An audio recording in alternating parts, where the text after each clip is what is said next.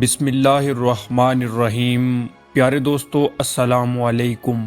حضرت سیدنا عبداللہ بن عابد رحمۃ اللہ تعالی علیہ فرماتے ہیں، ایک مرتبہ مجھے ایک تعمیری کام کے لیے کسی مزدور کی ضرورت پڑی۔ میں بازار میں آیا اور کسی ایسے مزدور کو تلاش کرنے لگا جو میری خواہش کے مطابق ہو۔ میری نظر ایک ایسے نوجوان پر پڑی جو سب سے آخر میں بیٹھا ہوا تھا۔ اس کا چہرہ شرافت اور عبادت کے نور سے چمک رہا تھا۔ اس کا جسم بہت ہی کمزور تھا اور اس کے سامنے ایک زنبیل اور رسی پڑی ہوئی تھی۔ اس نے اون کا جبہ پہنا ہوا تھا اور ایک موٹی چادر کا تہمت باندھا ہوا تھا۔ میں اس کے پاس آیا اور پوچھا، اے نوجوان، کیا تم مزدوری کرو گے؟ کہنے لگا، جی ہاں۔ میں نے پوچھا، تم مزدوری کی کتنی اجرت لوگے؟ اس نے جواب دیا، 1 درہم اور 1 دانک، یعنی 1 درہم کا چھٹا حصہ لوں گا۔ میں نے کہا، ٹھیک ہے، تم میرے ساتھ چلو۔ وہ نوجوان کہنے لگا، تمہارے ساتھ چلنے سے پہلے میری ایک شرط ہے۔ میں نے اس سے پوچھا، اپنی شرط بیان کرو۔ تو وہ نوجوان کہنے لگا، جیسے ہی مؤذن ظہر کی اذان دے گا، میں کام چھوڑ کر نماز کی تیاری کروں گا اور نماز کے بعد دوبارہ کام کر دوں گا۔ جب عصر کی اذان ہوگی تو میں فوراً کام چھوڑ کر نماز کی تیاری کروں گا اور نماز کے بعد پھر سے کام شروع کر دوں گا۔ اگر تمہیں میری یہ شرط منظور ہے تو میں تمہارے ساتھ چلتا ہوں، ورنہ تم کوئی اور مزدور ڈھونڈ لو۔ میں نے حیرت سے اس کی طرف دیکھا اور کہا، مجھے تمہاری یہ شرط منظور ہے۔ میں اسے اپنے گھر لے آیا اور کام کی ساری تفصیل بتا دی۔ اس نے کام کے لیے کمر باندھی اور اپنے کام میں مشغول ہو گیا اور مجھ سے کوئی بات نہ کی۔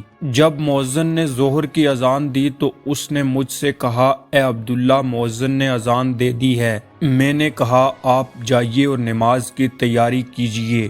وہ نوجوان گیا، نماز کی تیاری کی۔ اس نے نماز ادا کی۔ نماز سے فراغت کے بعد وہ عظیم نوجوان دوبارہ اپنے کام میں مشغول ہو گیا اور دیانت داری سے احسن انداز میں کام کرنے لگا۔ عصر کی اذان ہوتے ہی اس نے مجھ سے کہا، اے عبداللہ، مؤذن اذان دے چکا ہے۔ میں نے کہا، تم جاؤ اور نماز ادا کر لو۔ نماز ادا کرنے کے بعد وہ نوجوان دوبارہ کام میں مشغول ہو گیا۔ غروب آفتاب تک کام کرتا رہا۔ اس کے بعد میں نے طے شدہ اجرت اسے دی اور اسے وہاں سے رخصت کر دیا۔ کچھ دنوں بعد مجھے دوبارہ مزدور کی ضرورت پڑی تو مجھ سے میری زوجہ نے کہا، اسی نوجوان کو مزدوری کے لیے لے کر آنا، کیونکہ اس کے عمل سے ہمیں بہت نصیحت حاصل ہوئی۔ وہ بہت دیانت دار ہے۔ میں بازار میں گیا تو مجھے وہ نوجوان کہیں نظر نہ آیا۔ میں نے لوگوں سے اس کے متعلق پوچھا تو وہ کہنے لگے،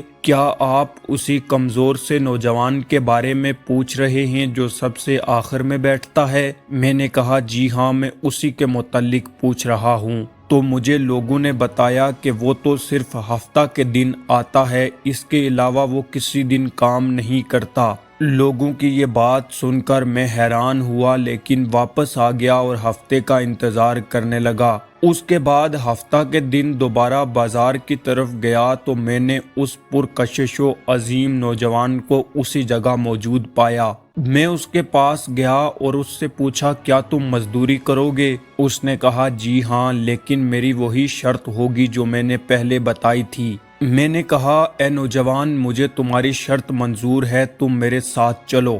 وہ میرے ساتھ میرے گھر آیا۔ میں نے اسے کام کی تفصیل بتائی۔ وہ بڑی دیانت داری سے پہلے کی طرح کام کرتا رہا۔ اس نے کئی مزدوروں جتنا کام کیا اور شام کو میں نے طے شدہ اجرت سے زیادہ رقم اسے دینا چاہی تو اس نے زائد رقم لینے سے انکار کر دیا۔ میں نے بہت اصرار کیا مگر وہ نہ مانا اور اجرت لیے بغیر ہی وہاں سے جانے لگا۔ مجھے اس بات کا بڑا رنج ہوا کہ وہ بغیر اجرت لیے ہی جا رہا ہے۔ میں نے اس کا پیچھا کیا اور بہت عاجزی کے ساتھ اسے اس کی اجرت دے دی۔ اس نے زائد رقم واپس کر دی اور طے شدہ مزدوری لے کر وہاں سے روانہ ہو گیا۔ کچھ دنوں بعد جب دوبارہ ہمیں مزدور کی ضرورت پڑی تو میں ہفتہ کے دن بازار گیا اور اسی نوجوان کو تلاش کرنے لگا، لیکن وہ نوجوان مجھے کہیں نظر نہ آیا۔ میں نے اس کے متعلق پوچھا تو لوگوں نے بتایا کہ ہفتے میں صرف ایک دن کام کرتا ہے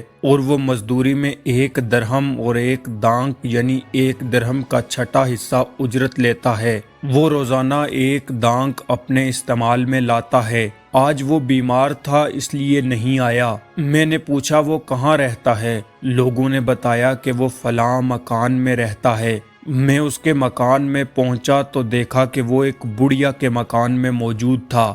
بڑھیا نے بتایا کہ یہ کئی دنوں سے بیمار ہے۔ میں اس کے پاس پہنچا تو دیکھا تو وہ سخت بیماری میں مبتلا ہے اور اینٹوں کا تکیہ بنایا ہوا ہے۔ میں نے اسے سلام کیا اور پوچھا، اے میرے بھائی، کیا تمہاری کوئی حاجت ہے؟ کہنے لگا، جی ہاں، مجھے تم سے ایک ضروری کام ہے، کیا تم اسے پورا کرو گے؟ میں نے کہا، انشاءاللہ میں تمہارا کام ضرور پورا کروں گا، بتاؤ کیا کام ہے؟ اس نوجوان نے کہا، جب میں مر جاؤں تو یہ لوٹا اور زنبیل بیچ کر گورکن کو اجرت دینا اور کفن کے لیے مجھے میرا یہی اون کا جبہ اور چادر کافی ہے۔ مجھے اسی لباس میں سپرد خاک کر دینا اور میری جیب میں ایک انگوٹھی ہے، اسے اپنے پاس رکھنا اور میری تدفین کے بعد اسے امیر المومنین ہارون الرشید کے پاس لے جانا۔ جب ان کی شاہی سواری فلاں دن فلاں مقام سے گزرے تو انہیں کہنا،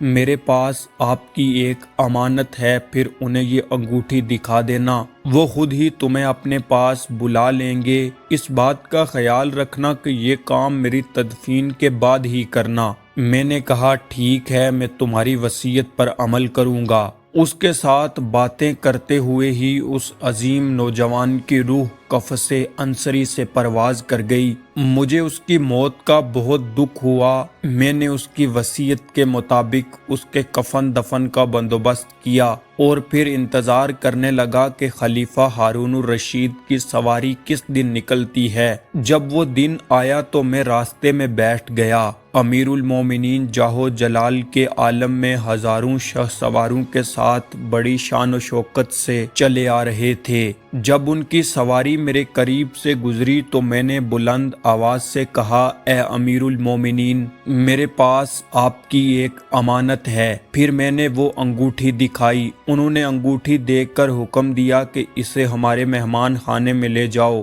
کارندوں نے فوراً مجھے محل میں پہنچا دیا۔